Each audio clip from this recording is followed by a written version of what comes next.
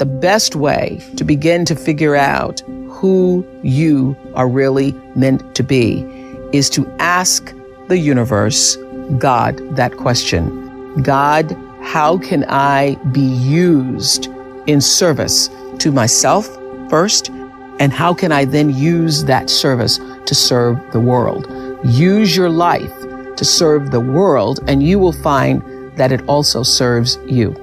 One of the biggest mistakes people make is thinking that they have to get paid a lot of money or even get paid at all for their calling. You are here to honor your calling, whether you're paid for it or not. If you can get paid for it, that makes life exponentially better.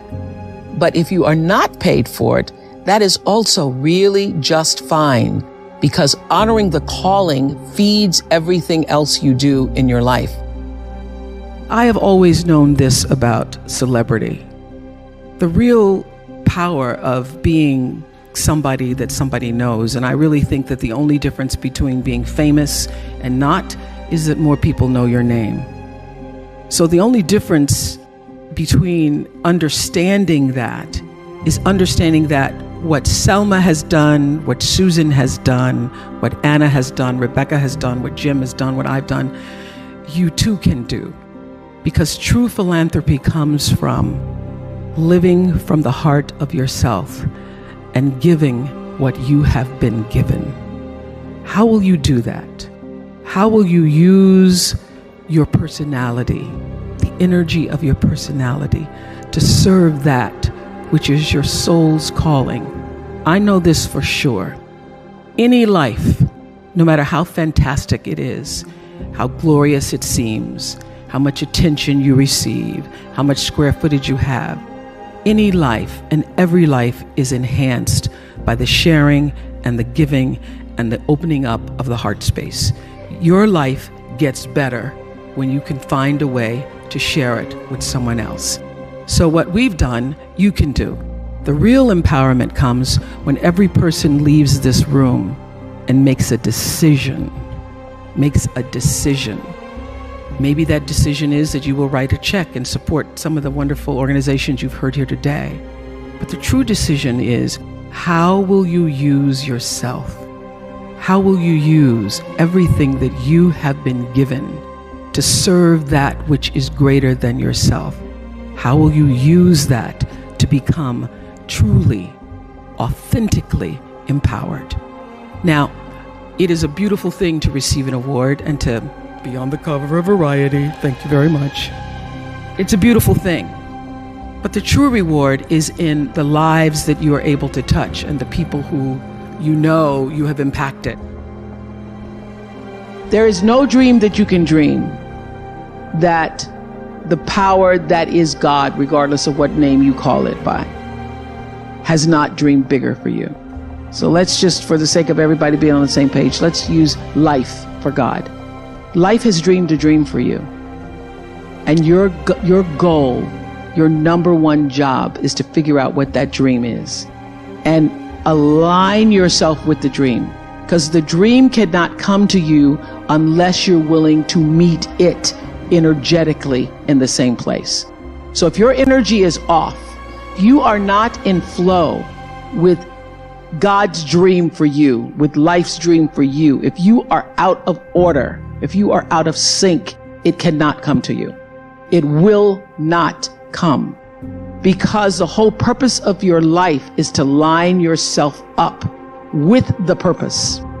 And so if you are operating in fear, if you are operating in jealousy, jealousy will kill you.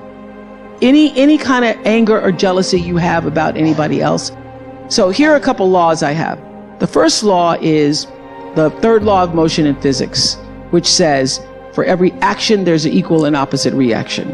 And we showed that very beautifully in The Color Purple when Miss Seeley says to Mr., everything you even try to do to me is already done to you. That is not just a rhetorical saying, that is law. That is Newton's third law of motion in physics, which says everything that goes out is coming back. It's just like everything that goes up is coming down. May take it a long time to come down, is coming down. Everything that goes out is coming back. it's coming back.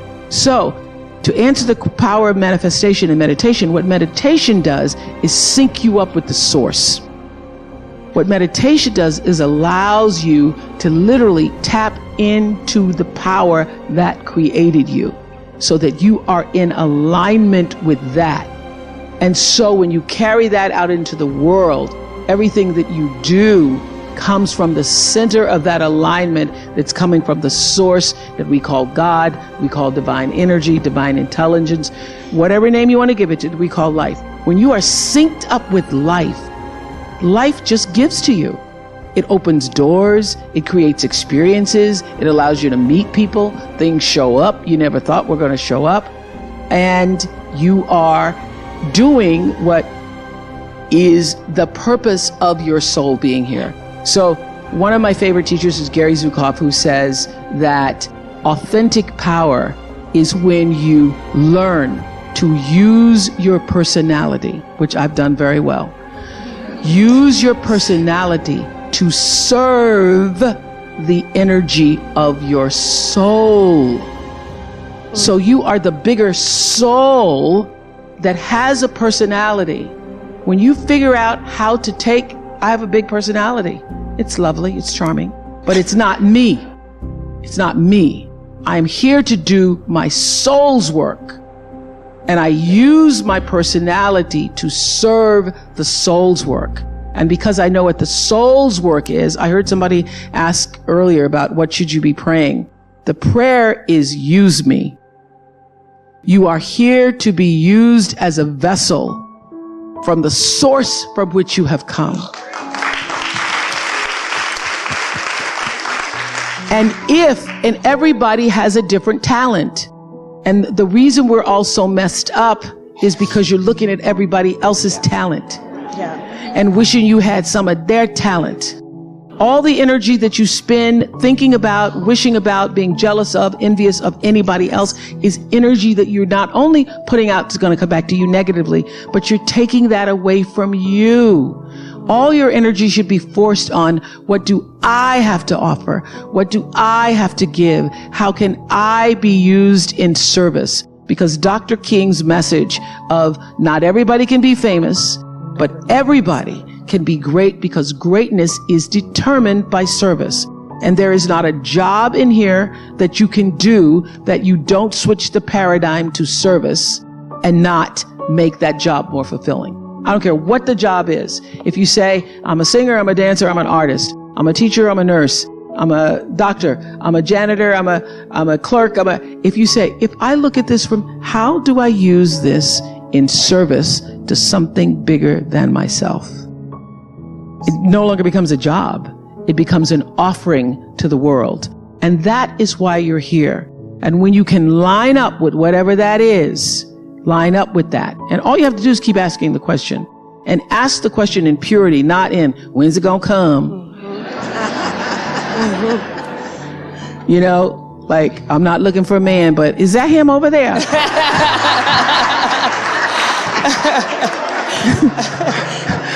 I played that game. When you can do that, then it comes. It opens up. Don't you see that?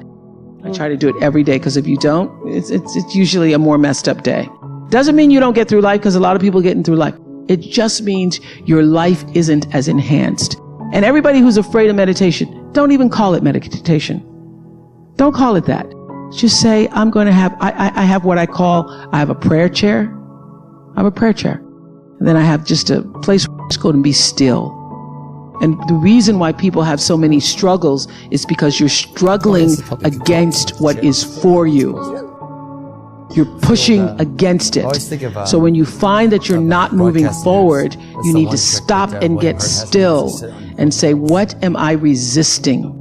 What am I pushing against? Because it can't come through if you push against it. It only comes through if you're in flow with it. And it just flows.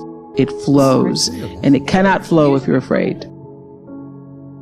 My spiritual practice is stillness when I first awaken. Allowing myself the moments of awareness and recognition that it is a magnificent thing to be a human being here and now. And the glory and beauty of that sustains and has brought me a peace that I cannot even explain. There is a richness and a wealth and a peace that goes beyond any material possession or award or acclaim or anything that you could acquire. The peace of knowing that there is a presence, a force field. I use the word God, but God often seems small compared to what I know it to be. That's really emanating and vibrating through all things, and that I am a part of that, which I call God.